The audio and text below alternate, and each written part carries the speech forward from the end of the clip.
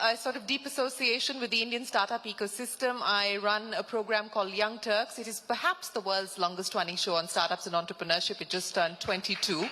And we've seen India's startup ecosystem evolve, change, and I think the breadth and the depth that we have today is exciting, and it leaves me with a lot of hope, optimism and confidence for the future. As part of Young Turks, we go out to the Valley every year, and this has sort of become this annual trek, and it was great to have these three gentlemen speak to us in June this year as part of our conversations, and I'm glad that we're able to take that forward here in India and talk about the Silicon Valley and India deep tech opportunity. So Arun, Nick and Shri, thanks very much for joining us here this evening. And Nick, I'm gonna start by talking to you because you exuded confidence and optimism about the partnership, about the collaboration between what's happening in the US, in the startup ecosystem, as well as what's happening in India, especially with the deep tech opportunity that we've been speaking about.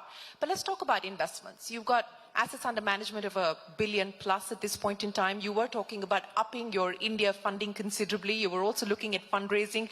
What is this opportunity going to mean specifically as far as the kind of money that you're putting to work in India in future?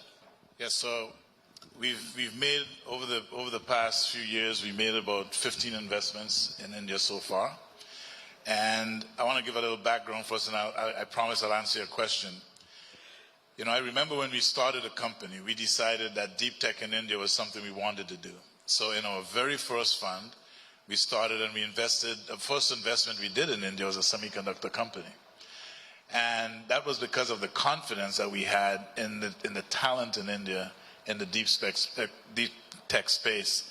In fact, I remember talking to people back then, and they would tell us that India is not going to have a deep tech industry. It's all going to be services based. And we disagreed with that. I think when we talk about the investing, however, in deep tech, I think the challenge we have in India is not one of talent. The talent is there. In some of the areas, semiconductors and hardware, there's also some experience. But the experience oftentimes you find is relatively limited on the engineering side, the engineering talent. In terms of understanding of markets and understanding of competitive landscape, so you can properly define products. Because one of the most, if you take a technology company in Silicon Valley, one of the most important roles that often people don't even know about is product definition.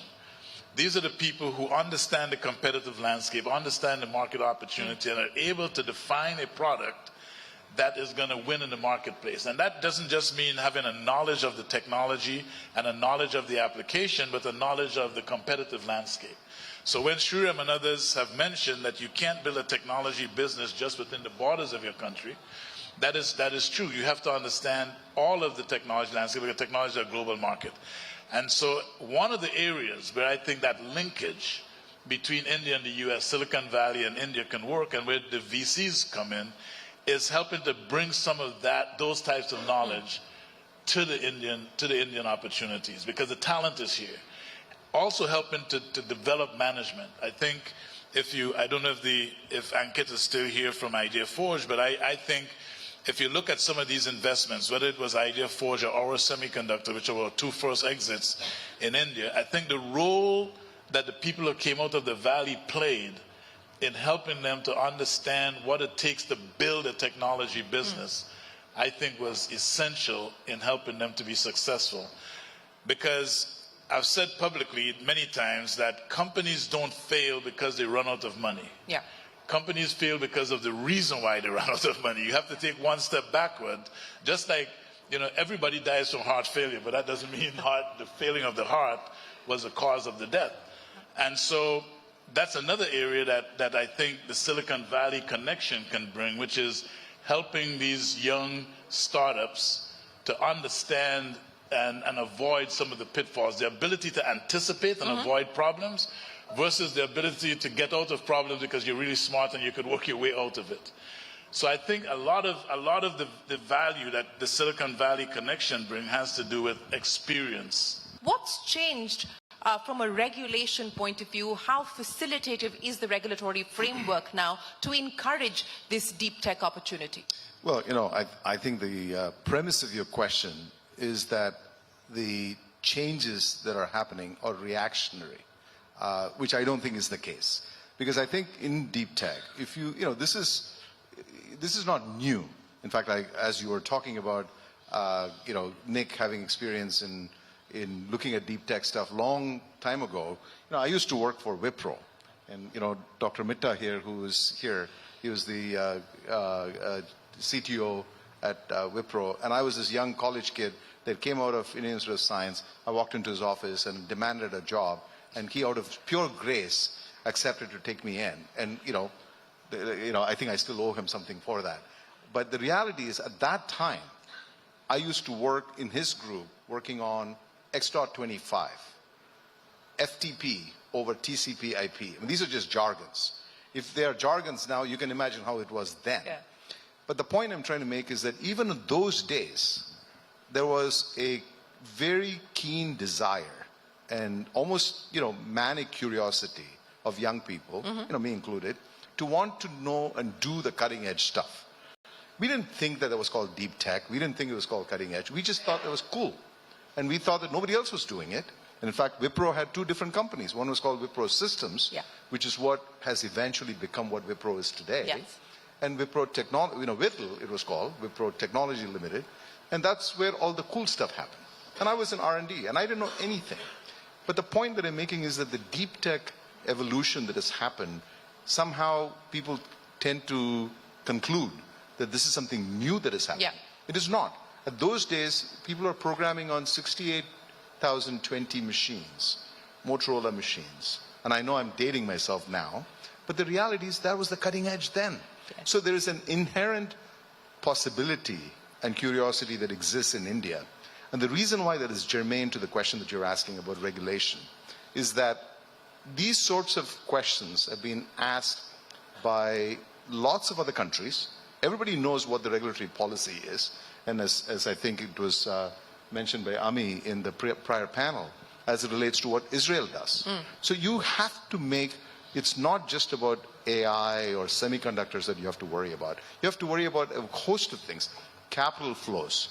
How friction-free are you going to make capital flows? How are you going to make taxation conducive for, you know, promoting certain industries? Why not consider, I mean, maybe it's a wild idea, why not consider certain key segments which you exempt from taxes for promotion of those? I mean, this may be, you know, a controversial topic, but it's precisely for the reason why the government has to start asking questions as to how is it that we can actually accelerate. Because I do believe, as what Kevon was saying in the prior panel, you can't shoot at the duck. You have to shoot ahead of the duck. Because the things are changing so fast, there's no way India is going to be able to catch up to the leading edge fabrication of semiconductors in the next 10 years. Let's just accept it. Let's not try to convince ourselves that we should try and get the leading edge node of 2-nanometer chipsets being manufactured in India. That should not even be on a goal. That should not be on a... So what should the goal be? The goal should be focus on areas where we can actually leap ahead. So why not leap ahead in fabless design? We have a plethora of talent. We have young people that can actually learn much faster in areas if given an opportunity. So if we did an assessment, an audit of VLSI design courses that are done in Indian education system, and you will find there's probably 100 universities, maybe a little bit more, and you would certainly wonder whether the quality of the education of the VLSI design is up to par to create the next top engineer that is capable of designing a 2-nanometer chip. So- If that is not there, why waste the time talking about it? Listening to what you're saying, would it be fair then to say that there needs to be better alignment between our competitive strength and where our competitive advantage can lie and the goals that we've set for ourselves? And is there a misalignment today? Well, I don't want to, these are all, profound questions, so I don't want to be critical. No, it's a fairly simple one. Well, it's a simple one, but it's a profound answer. You have to give. I can't give a flippant answer. And the reason is it's the right goal to focus on this sector. The fact that the Indian government is focusing on advanced manufacturing is laudable.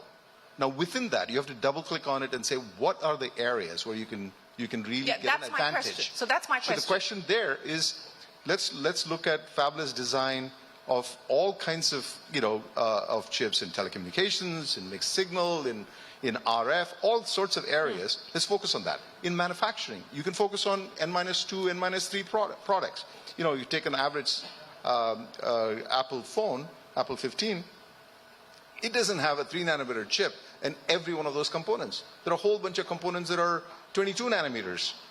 There might be a whole bunch of passives. So why not focus on those and build a capacity to make those happen? Artificial intelligence. Everybody is, freaked out about artificial intelligence. You hear crickets about that from India, because nobody's talking about what is the artificial intelligence policy that has to be put in place for large language models in India, as it's specific to India. Nobody's talking about that.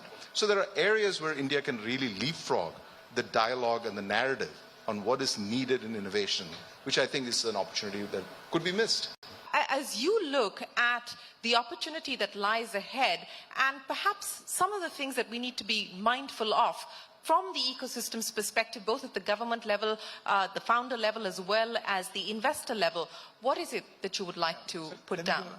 So very briefly on the tax, there is a case that can be made for very directed tax incentives. For example, the R&D tax credit, which many countries have used, which are well qualified to make sure that there is increased real investment in R&D. So there are ways to do this fairly surgically to help.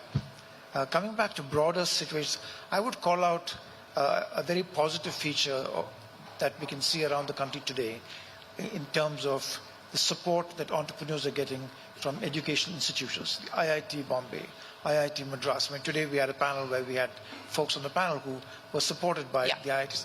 That, I think, is one of the elements that's really changing the scene for entrepreneurship in India. So students of engineering schools, many of them are aspiring to be entrepreneurs.